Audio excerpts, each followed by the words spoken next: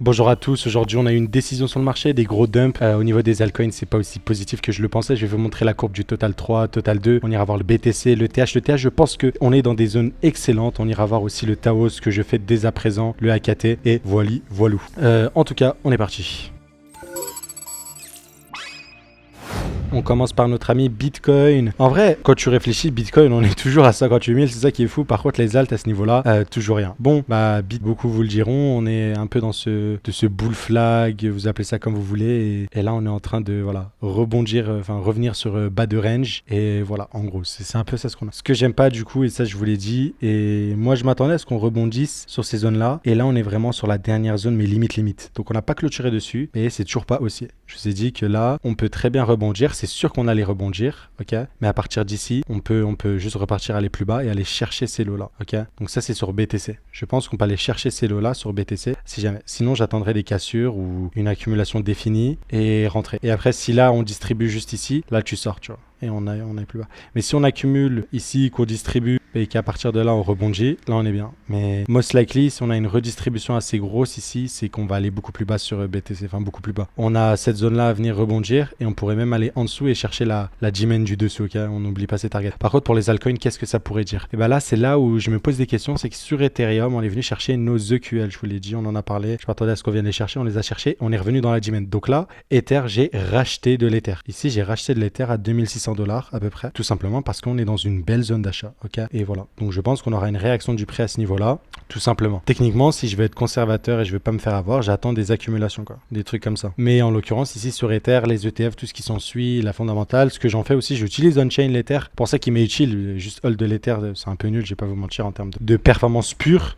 C'est des bonnes performances, on néglige pas ça, mais pour avoir le plus de performance, il faut aller on-chain, je pense. Après, bon, il y a les risques de hack, tout ce qui s'ensuit, mais avec une bonne maîtrise, on peut bien s'en sortir, je pense, sur l'Ether. Ceci étant dit, je pense que voilà, sur les altcoins en général, on n'a pas du tout ces configs, ok. Mais en tout cas, sur Ether, on a une belle config. Dites-vous, là pour l'instant, c'est baissier, ok. Pour l'instant, daily, c'est baissier. Par contre, si jamais on a une clôture, ok, qui liquide ces deux lots, mais qui ne clôture pas en dessous, ok, mais juste une mèche, là, ce sera giga bullish, ok. Genre, si ici, en 4 daily, weekly, 2 daily et tout, on voit que ici, d'ici 3 jours, on clôture pas en dessous de ces niveaux-là, je pense que c'est un gros signal haussier que l'accumulation est validée. Par contre, si on voit que voilà, on clôture en dessous et que là, on va juste pump et on va redescendre. Là, je vous dis que c'est bearish, hein, mais je vous l'ai montré là sur toutes les charts. La suite logique, c'est qu'on pump, hein. À partir de là, on risque de pump avant de redump. Genre, donc là, techniquement, c'est pas le moment de vendre qu'on est en bas. Techniquement, ici, si jamais on est encore vendeur, on aura l'opportunité de se repositionner dans, comme d'hab, les imbalances. Ok, c'est ici qu'on aura l'opportunité de se repositionner à la baisse. Ok. En parlant de se positionner à la baisse, bon, c'est un peu facile de dire que j'avais raison sur le Kaspa quand tout le marché baisse, mais voilà, notamment, c'est typiquement le genre de baisse où c'est intéressant. Je pense qu'il y en a encore beaucoup à venir. Ok. Je vous ai déjà fait la vidéo en question. Donc, pour vous donner un ordre d'idée, j'ai à peu près ça sur le Kaspa, ce niveau-là, tout simplement. Et on a aussi le Tao. Pareil, j'ai eu la distrib, j'ai pu continuer à surfer un peu. Comme d'hab,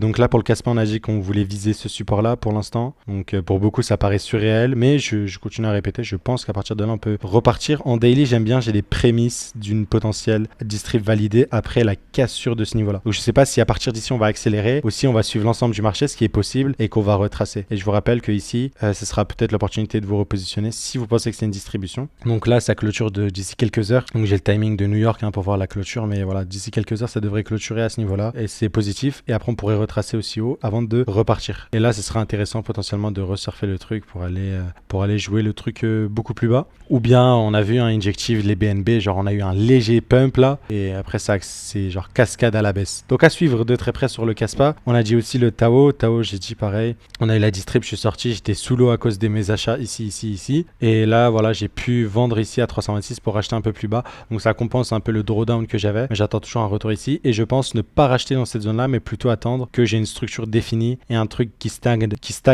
comme ce qu'on a eu ici en fait. Dans ce range-là, j'ai bien aimé ce qu'on a eu en fait. J'ai vraiment bien aimé. Et voilà. Je veux un truc comme ça sur Tao Bitensor avant de me repositionner. On a des altcoins aussi très solides, type NIR. On revient faire parfait le bottom, hein, qu'on a eu ici. Donc on fait pas exactement des plus bas comparé à certains alts. Mais voilà, on est toujours en train de rester dans cette même zone où on voit que c'est racheté, c'est vraiment pas mal. Dans ces zones-là, je pense qu'on liquidera le tout avant de pouvoir repartir. Mais en tout cas, c'est très optimiste ou très positif pour NIR. On a RNDR qui a mangé une claque. Je vous ai dit que je vais attendre pareil, hein, sur ce genre de token-là. Je vais attendre une stagnation ici avant de repartir. Donc donc voilà, à partir d'ici, c'est ce qu'on veut voir sur notre ami RNTR. Donc là, on est dans ce range là. Donc, très cool. Pour l'instant, il n'y a rien à faire. C'est des trucs que ça se touche pas trop. Theta aussi, bon, bah ça stagne ici, mais on va dire que ça reste dans la G-main. J'espère qu'on va rester dans ce range là et qu'on va stagner pareil. Mais en tout cas, là, on sait que tout ça, ça devrait pump là si ça suit BTC. Hein. Voilà, ça dump jamais indéfiniment quoi. Côté rune, la prise de profit est très proche. On en avait déjà parlé sur les autres vidéos. On avait partagé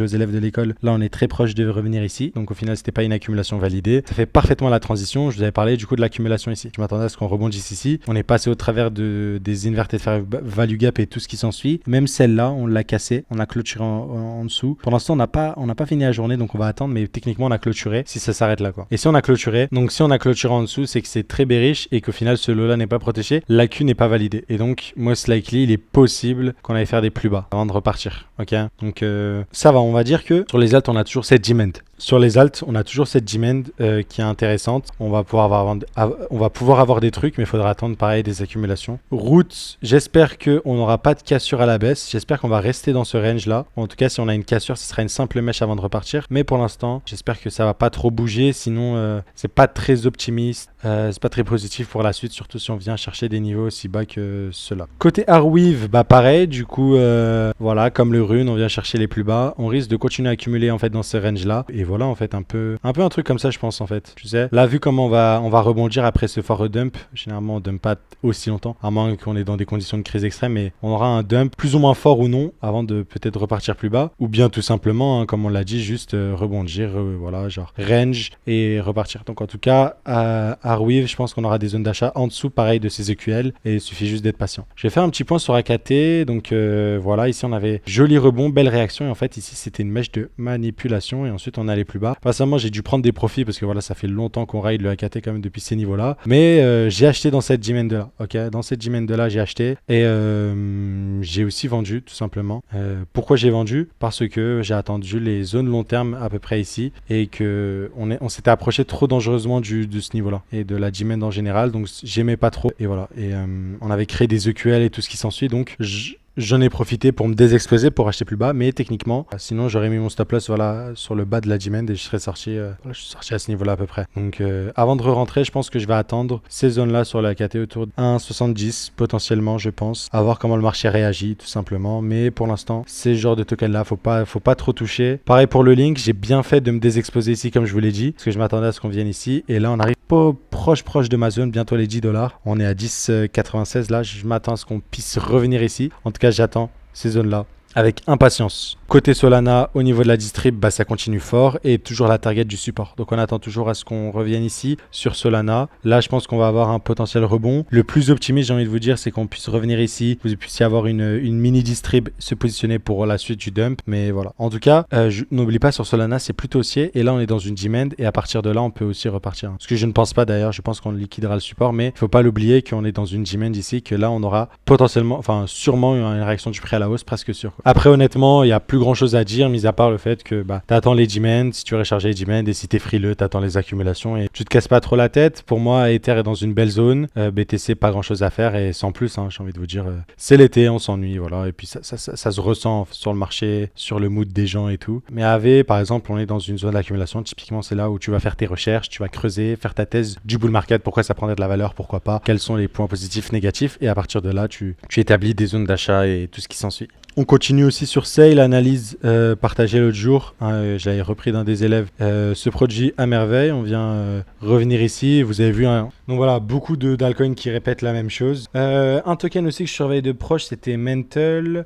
J'aimais bien, mais là, vu au niveau du price action, je préfère faire attention et me désexposer un petit peu, même si j'ai beaucoup qui est exposé parce que je farm un airdrop en même temps, mais une partie qui est liquide, me désexposer pour essayer de racheter sous ce niveau-là. Je pense qu'on pourrait l'atteindre. En tout cas, on revient dans ce gros bloc là où on faisait que dump sur le mental. C'est assez fou. Et là, je pense qu'on aura quelque chose d'assez cool à voir. D'ailleurs, Stacks, c'est un très bon exemple de token qui fait des très belles performances. En tout cas, qui a beaucoup pump et qui derrière mange des corrections ultra fortes alors que tout le monde était bullish. Un peu comme le Caspa, un peu comme le Tao. Et techniquement, c'est ce genre de token là, je veux pas les les racheter comme ça, tu vois, vu les configs. Je vais attendre des signaux, des cassures, des accumulations, parce qu'il y a beaucoup de tokens après une forte explosion qui finissent comme ça la plupart du temps. On l'a vu en tout cas sur ce marché-là. Mais c'est pas pour autant que le truc va pas se relever et qu'on va spéculer beaucoup plus haut. Ok, ça c'est clair. Honnêtement, ce que vous voyez sur Stacks, bah c'est du vu et revu sur Injective, Caspa, etc. Donc vraiment faites très attention et j'espère que vous avez appris qu'il faut pas hésiter à prendre des profits.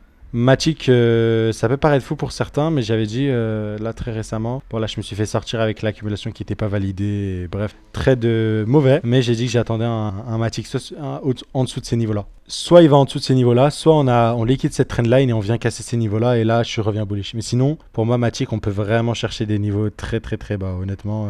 Après c'est l'été, ça purge et ça en profitera à tous ceux qui auront les bonnes recharges ou non. Mais là, mon focus, personnellement, là, pour être totalement honnête, c'est Ethereum. C'est le main focus. Recharger, aller farmer plus d'airdrop, aller farmer plus de X, Y, Z. Et là, voilà, c'est ça le plan d'action le mieux pour moi à l'heure actuelle. Voilà. J'espère que ça vous a plu. Abonnez-vous. Puis voilà, profitez du temps, c'est les vacances. Et voilà. Et généralement, si vous êtes affecté de manière trop conséquente par des baisses, c'est que vous êtes trop investi et qu'il faut réduire les montants investis tout simplement. Voilà, voilà. Ceci étant dit, je vous souhaite une agréable journée. Bonne journée, voilà. Vu qu'il doit être sûrement 6h30 pour ceux qui regardent la vidéo. Bon, elle sort à 6h30 la vidéo, mais voilà. Bref, bonne journée, bonne soirée, peu importe. Et je vous dis à très très vite. On se retrouve demain à 6h30.